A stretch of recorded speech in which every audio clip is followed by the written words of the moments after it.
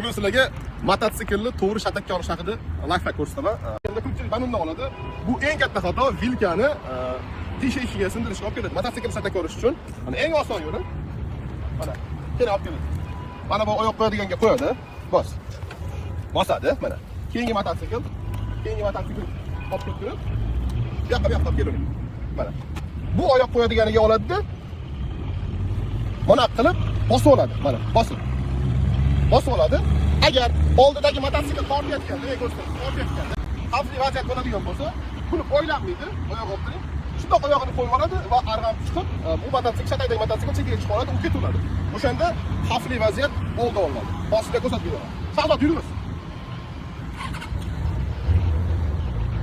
Davay yuramiz, shatakka olamiz, yurdik. 1 2 3 mana ketyapti.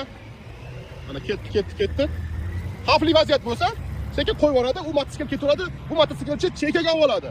Shundoq qilib avariyani oldi olinadi. Agar kimga ma'lumot yoqqan bo'lsa, like podpiska, xuddi shu tartibda shatakka olasizlar. Ispanlikdan abv.uz